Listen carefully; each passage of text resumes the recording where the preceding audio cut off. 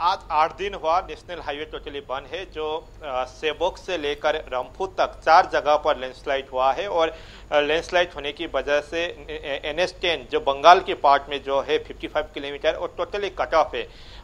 रंफू तक सिलीगुड़ी से रंफू तक आने के लिए कोई विकल्प रोड नहीं है।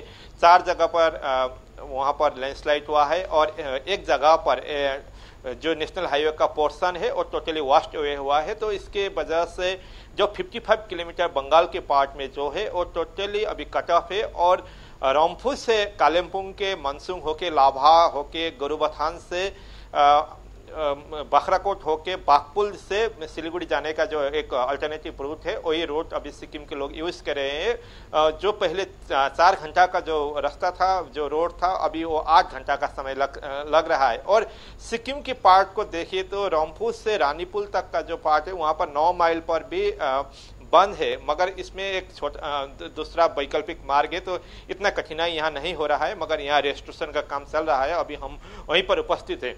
तो NH10 का जो हालात है वो गंभीर बनी हुई है। नेशनल सिक्योरिटी की पॉइंट ऑफ व्यू से देखे या दूसरी सिक्किम की एंगल से देखे तो NH10 का जो मैटर है वो सीरियस मैटर बन चुका है। सिक्किम का एक ही लाइफलाइन है और लाइफलाइन टोटली बंद हो चुका है। 8 दिन से बंद है। इससे पहले 2 दिन के लिए खोल दिया गया था, फिर उससे पहले भी बंद था। तो एक बड़ी मुश्किल से अभी सिक्किम गुजर रहा है और NH10 का जो इशू है उस इशू को केंद्र सरकार ने भी गंभीर रूप से लिया है, क्योंकि राज्य के मुख्यमंत्री प्रेम सिंह तमांग ने प्रधानमंत्री नरेंद्र मोदी के सामने गृह मंत्री अमित शाह और जो केंद्रीय परिवहन मंत्री, सड़क एवं परिवहन मंत्री नितिन गडकरी से भी मुलाकात करके इस बारे में अवगत कराया था।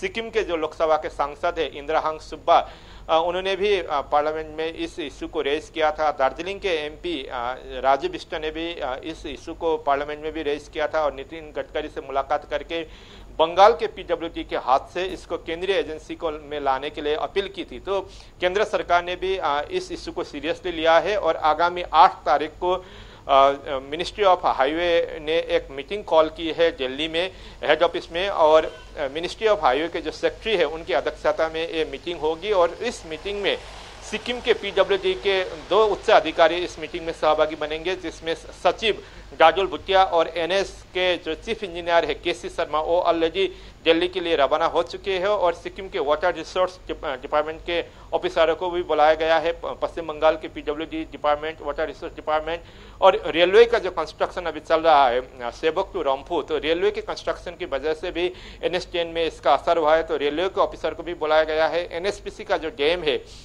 तो NSPC के ऑफिसरों को भी बुलाया गया है और वहां पर एक डिसीजन होने की संभावना है कि NH10 का जो समस्या है उस समस्या का कैसे हल किया जाए और समाधान किया जाए, और सच में बंगाल की PWD का गलती है या बंगाल की PWD ठीक से काम करे है, उसके ऊपर भी रिव्यू होगा। और बंगाल की PWD से जो केंद्रीय एजेंसी को देने का जो मांग है उस पर भी विचार होगा और एक कॉन्क्रीट डिसीजन 8 तारीख की मीटिंग में होने की संभावना है। दुलमनी जी प्रकाश, जहां तक बात करें यहाँ के स्थानीय लोगों की, तो उन तक किस तरह से मदद पहुंचाई जा रही है, क्योंकि राष्ट्रीय राजमार्ग 10 जो है लाइफलाइन कहा जाता है, इसके बंद पड़ने से उनके जीवन पर काफी प्रभाव पड़ता दिख रहा है।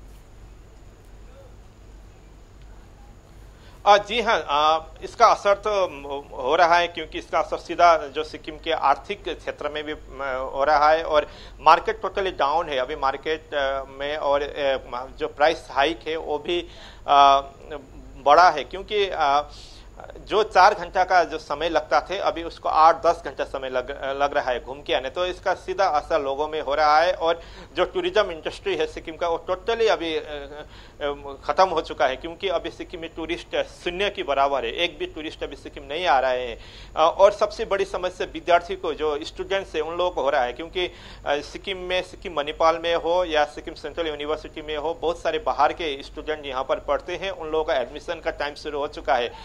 इसी सप्ताह से मणिपाल में और सिक्किम यूनिवर्सिटी में एडमिशन है, तो एडमिशन करने के लिए भी जो बाहर का स्टूडेंट है वो लोग आ नहीं पा रहा है। तो एक बहुत बड़ा समस्या सभी को हो रहा है और इसका सीधा असर सिक्किम को हो रहा है। और दूसरी तरफ देखें तो चाइना बॉर्डर है इधर, तो एक सेंसिटिव बॉर्डर स्टेट है सिक्किम, इसका वो असर भी अभी हो रहा है। आर्मी का जो ट्रांसपोर्टेशन में भी प्रॉब्लम हो रहा है, लाचेन कट ऑफ है, नॉर्थ सिक्किम कट ऑफ है, तो एक बहुत बड़ा असर सिक्किम को अभी भुगतना पड़ रहा है। है।